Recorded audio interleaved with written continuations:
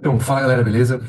Hoje nós vamos estudar aí Coelho, certo? Então, Coelho é uma estrutura, lembrar que é uma estrutura muito importante, porque é por ele que vão passar aí muitas estruturas vasculonervosas, certo? Também encontramos aí essas vísceras internas, né? Muito importantes, certo? Os órgãos internos presentes nessa região, tá? Então, vamos estudar primeiramente o Coelho parietal, que relação ele tem, né? Quais são as suas estruturas, quais são os seus limites, tá? Para que a gente possa aí desenvolver um raciocínio de fora para dentro, beleza? Então, nós sabemos que o nosso queijo, certo? Ele está interposto entre a cabeça, certo? E o nosso tronco, certo? E os membros também superiores, perfeito? Passam por eles, como eu já tinha falado, né, importantes estruturas musculares, vasculares, nervosas e viscerais, tá? Quando nós falamos de relação de limites, certo? Nós vamos temos que entender que superiormente nós temos esse borde inferior da mandíbula, e a rama ascendente, certo, da mandíbula. Depois nós temos a apófisis, certo, mastoide, na protuberância aí do osso occipital. A gente pode ver mais nessa regiãozinha aqui, certo? E depois seguimos com o inferior, que é a região do esternão, a clavícula e a região acromial, certo? Região do acrômio.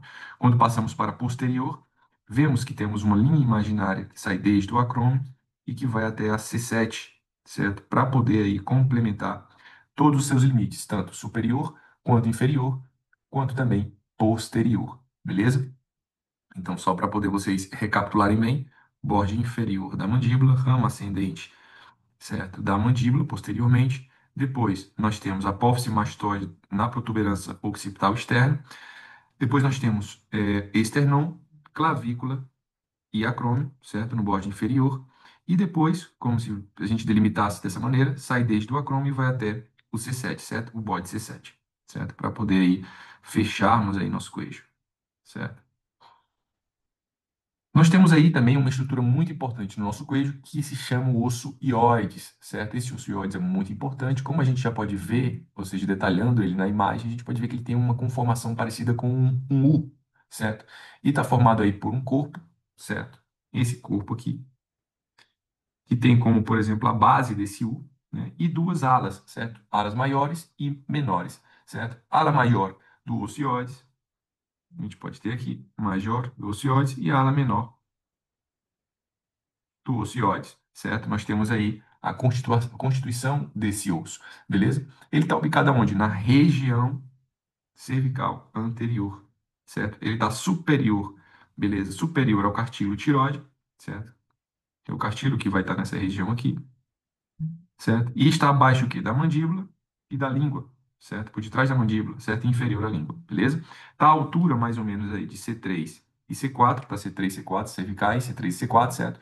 E é o único osso do corpo humano, certo? Que não se articula diretamente com outro osso, perfeito? Mas ele está conectado, por exemplo, com, certo? Músculos e ligamentos, certo? É um lugar de inserção importante de músculos do queijo, principalmente por ter a sua função de inserção de músculos supra e infraioideus, beleza?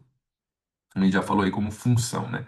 E também abarca ou mantém abertas as vias aéreas, certo? Então, se perguntar alguma coisa no oral para vocês sobre os tireoides, nós temos aí a conformação, certo? Que é um osso que tem forma de U, certo? Formado por um corpo e duas hastas maiores e menores, beleza? Nós temos aí que está ubicado na região cervical anterior, certo? Superior ao cartílago tireoides, certo? Superior ao cartílago tireoides, inferior à língua, certo? E por detrás da mandíbula, tranquilo?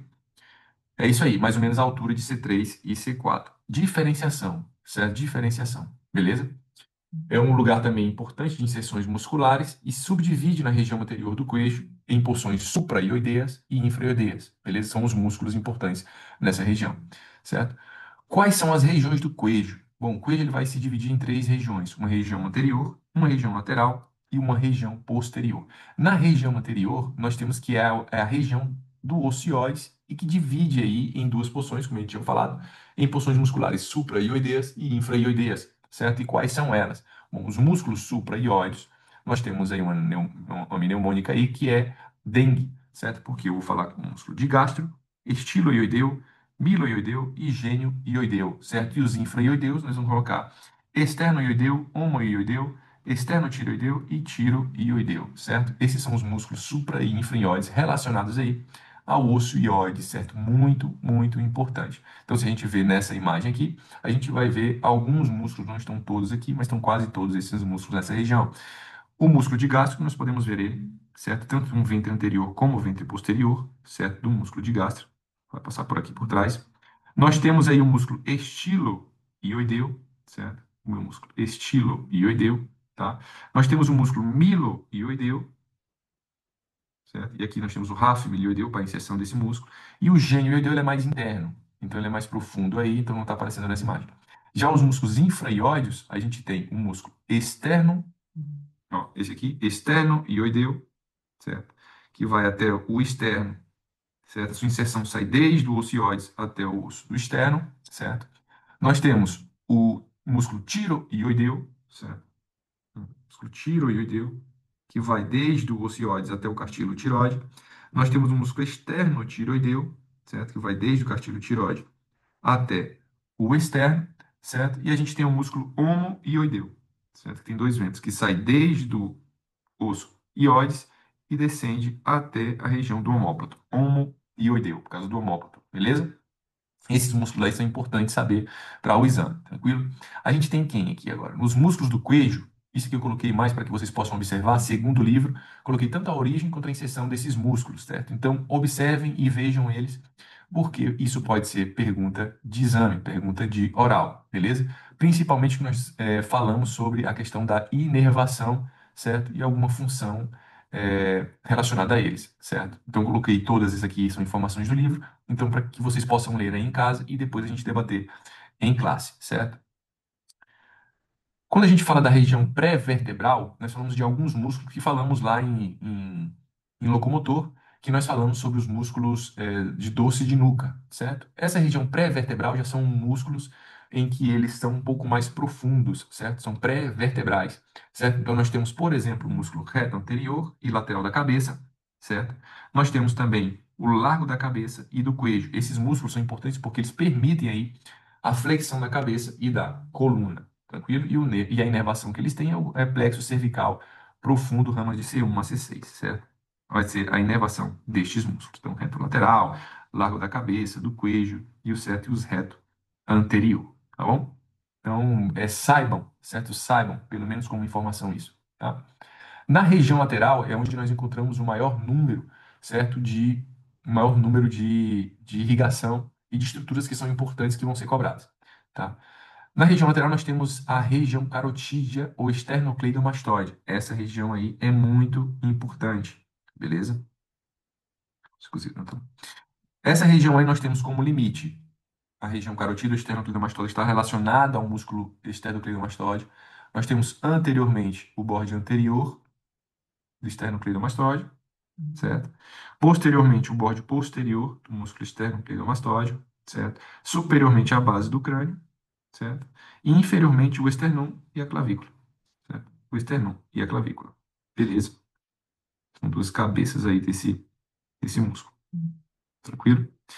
E aí nós temos um conteúdo que passa por baixo deste músculo, certo? Que nós vamos relacionar ele ao PVN do queijo, certo? Onde nós temos artéria carótida, certo? Artéria carótida interna, tá? Nós temos a vena jugular interna, beleza?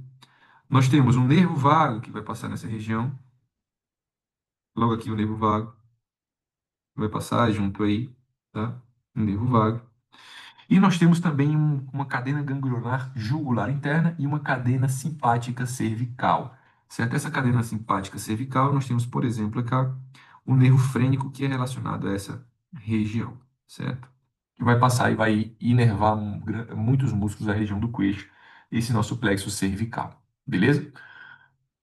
Saber que a estrutura e a origem dessa musculatura é muito importante para nós, certo? E tem sua origem aí desde o manubro externo, external e clavícula, e a sua inserção na apófise mastoide, certo? Apófise mastoide. Apófise mastoide, certo? A origem no manúbrio, certo? Manúbrio e externo, é o manúbrio external, né? E a clavícula, e nós temos também aí a inervação pelo nervo espinal ou nervo acessório, né, diz aí.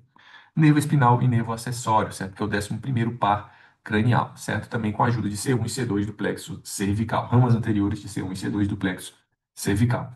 Tranquilo? E nós temos a função aí de flexão lateral da cabeça, rotação da cabeça para o lado oposto.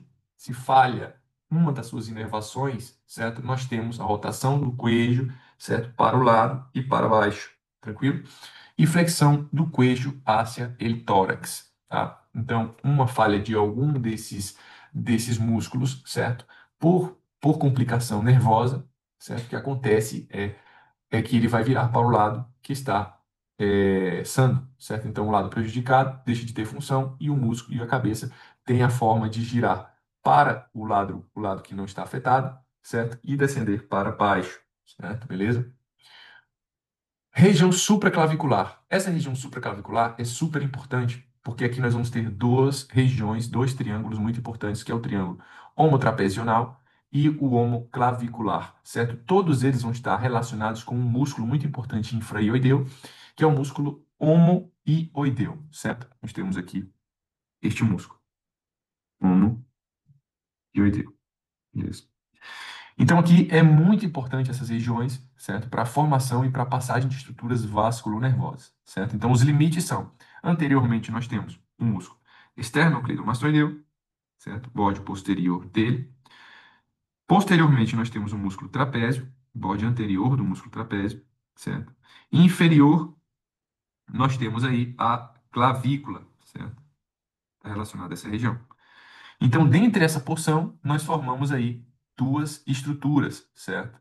Uma superior e uma inferior relacionada ao músculo homoioideu, né? Então, nós temos superiormente o triângulo homotrapecional, onde nós temos o limite anterior como músculo esternocleidomastoideu, o limite posterior como trapézio, como falamos, e inferior o músculo homoioideu, certo? Como estruturas que fazem parte dele como conteúdo, nós temos músculos espinho da cabeça, elevador da escápula e músculos escalenos, artéria occipital e artéria cervical transversa.